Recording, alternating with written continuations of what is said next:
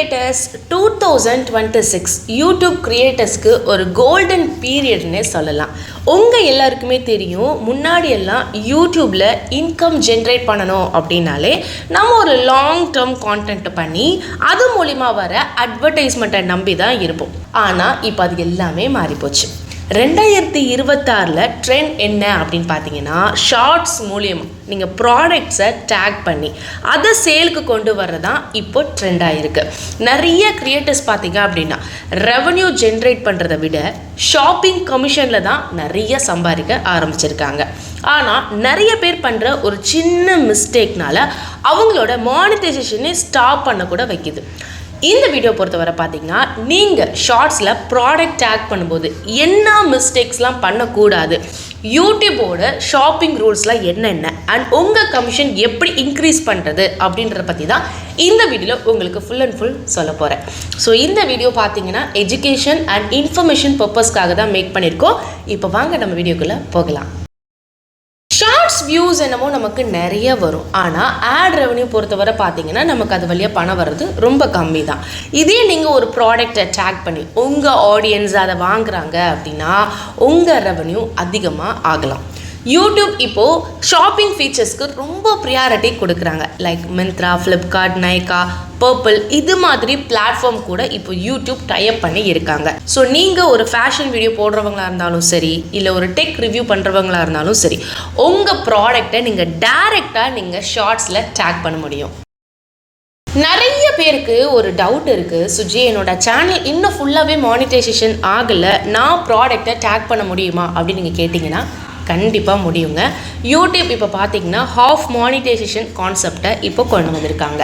நீங்கள் 500 subscribers plus 3 million shorts views reach ஆனாலே உங்கள் சேனலில் ஃபேன் ஃபண்டிங் அண்ட் யூடியூப் ஷாப்பிங்லாம் உங்களுக்கு ஓப்பன் ஆகிடும். அதாவது நீங்கள் ஆட்சென்ஸுக்கெலாம் வெயிட் பண்ணணும்லாம் அவசியமே கிடையாது. டைரெக்டாகவே நீங்கள் ப்ராடக்டை டேக் பண்ணி நீங்கள் சம்பாதிக்க நீங்கள் ஆரம்பிக்கலாம். ஆனால் நீங்கள் ப்ராடக்டை டேக் பண்ணும்போது உங்கள் கண்ட்ரி அண்ட் ப்ராடக்ட் அவைலபிலிட்டியை செக் பண்ணி பார்க்கணும். எல்லா ப்ராடக்ட்டையும் உங்களால் டேக் பண்ண முடியாது. ஸ்பெசிஃபிக்கான பிளாட்ஃபார்மில் இருக்கிற ப்ராடக்ட்ஸ் மட்டும்தான் சப்போர்ட் ஆகும்.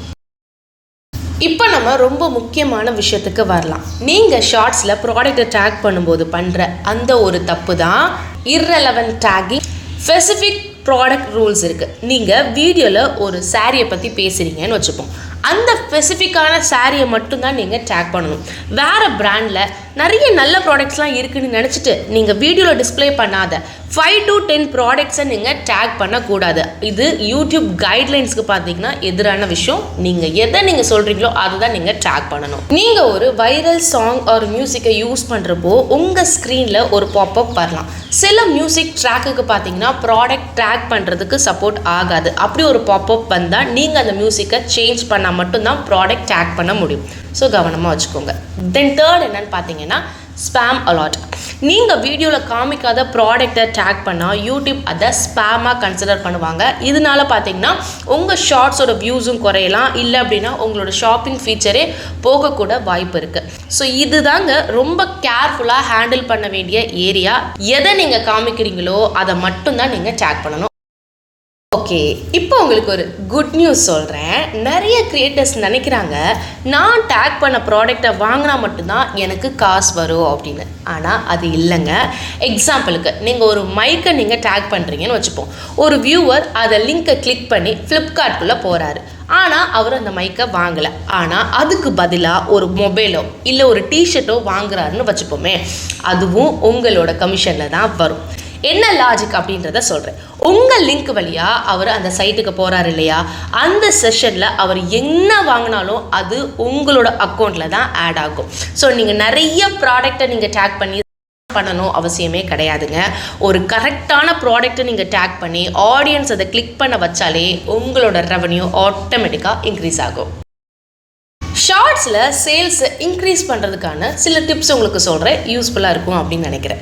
ஃபர்ஸ்ட், இந்த ப்ராடக்டை வாங்குங்க அப்படின்னு நீங்கள் டைரெக்டாக நீங்கள் சொல்லக்கூடாது. அதை உங்கள் லைஃப் ஸ்டைலோட சேர்த்து நீங்கள் காமிக்கணும். ஃபார் எக்ஸாம்பிள், இன்றைக்கி நான் அவுட்டிங் போகிறப்ப இந்த ட்ரெஸ் தான் போட்டிருக்கேன் அப்படின்னு சொல்லும்போது அது நேச்சுரலாக இருக்கும். செகண்ட் என்னன்னு பார்த்தீங்கன்னா ப்ராடக்டை கிளியராக தெரியணும். டல் லைட்டில் ப்ராடக்டை நீங்கள் காமிக்காதீங்க. அண்ட் தேர்ட் என்னன்னு பார்த்தீங்கன்னா, வீடியோட எண்டில் மறக்காமல் இதை நீங்கள் சொல்லணும். இந்த ப்ராடக்டோட லிங்க் கீழே வியூ ப்ராடக்ட் பட்டன் இருக்கும் அப்படின்னு நீங்கள் சொல்லணும். ஏன்னா ஆடியன்ஸுக்கு அது எங்கே இருக்குன்னு தெரியாது. ஸோ அதை நீங்கள் கைட் பண்ணணும். ஃபோர்த் என்னன்னு பார்த்தீங்கன்னா, டேக் பண்ண முடியாத எக்ஸ்ட்ரா ப்ராடக்டை நீங்கள் டிஸ்கிரிப்ஷனில் நீங்கள் லிங்காக நீங்கள் கொடுங்க. அது காப்பிரைட்டாவோ இல்லையும் வராது. ஸோ மக்களே, நீங்கள் யூடியூப் ரூல்ஸை ஃபாலோ பண்ணி தான் ஆகணும். ப்ராடக்ட் டேகிங் ஃபீச்சர்ஸை மிஸ்யூஸ் பண்ணிங்க அப்படின்னா உங்கள் சேனலோட ரெப்யூட்டேஷன் ஸ்கோர் குறையும். சில நேரம் ஷாப்பிங் ஃபீச்சர்ஸும் பார்த்தீங்கன்னா டிசேபிள் கூட ஆகலாம். அப்படி ஆச்சு அப்படின்னா நீங்கள் யூடியூப் சப்போர்ட்டுக்கு காண்டாக்ட் பண்ணி உங்கள் மிஸ்டேக்கை ரெக்டிஃபை பண்ணி மறுபடியும் அப்ளை பண்ணுற மாதிரி இருக்கும். Always remember, authenticity is a key. உங்கள் ஆடியன்ஸுக்கு உங்கள் மேலே இருக்க நம்பிக்கைனால தான் அந்த லிங்க்கை கிளிக் பண்ணி பார்க்குறாங்க. ஸோ குவாலிட்டியாக இருக்கிற ப்ராடக்டை மட்டுமே நீங்கள் ரெக்கமெண்ட் பண்ணுங்கள். குவாலிட்டி இல்லாத ப்ராடக்டை ப்ளீஸ் உங்கள் ஆடியன்ஸுக்கு ரெக்கமெண்ட் பண்ணாதீங்க. ஸோ இன்றைக்கி நம்ம ஷார்ட்ஸ் ஷாப்பிங்ஸ் பற்றி நிறைய விஷயத்தை நம்ம பார்த்துட்டோம். ஸோ 2026 இது ஒரு பெரிய ரெவன்யூ சோர்ஸாக இருக்க போகுது கண்டிப்பாக. ஸோ என்ன மியூசிக் யூஸ் பண்ணுறோம், என்ன ப்ராடக்ட் ட்ராக் பண்ணுறோம் அப்படின்றத ரொம்ப கேர்ஃபுல்லாக யோசித்து பண்ணுங்கள். உங்களுக்கு இந்த டேகிங் ப்ராசஸில் ஏதாவது உங்களுக்கு டவுட் இருக்குது அப்படின்னாலுமே தாராளமாக உங்களோட டவுட்ஸை நீங்கள் கமெண்ட் செக்ஷனில் கேளுங்க. உங்களுக்கு நான் ரிப்ளை பண்ணுறேன். ஸோ அவ்வளோதாங்க இந்த வீடியோ. கண்டிப்பாக இந்த இன்ஃபர்மேஷன் உங்களுக்கு யூஸ்ஃபுல்லாக இருக்கும் அப்படின்னு நான் நினைக்கிறேன். பிடிச்சிருந்துச்சுன்னா மறக்காமல் இந்த வீடியோ லைக் பண்ணிக்கோங்க. முடிஞ்ச அளவுக்கு இந்த வீடியோ உங்கள் ஃப்ரெண்ட்ஸ் அண்ட் ஃபேமிலி மெம்பர்ஸ்க்கு ஷேர் பண்ணுங்கள். அண்ட் நீங்கள் இன்னும் நம்ம சேனலை சப்ஸ்கிரைப் பண்ணாமல் இருக்கீங்கன்னா மறக்காமல் சப்ஸ்கிரைப் பண்ணிக்கோங்க. அடுத்த ஒரு சூப்பரான விஷயத்தோட நான் உங்களை மீட் பண்ணுறேன். நன்றி.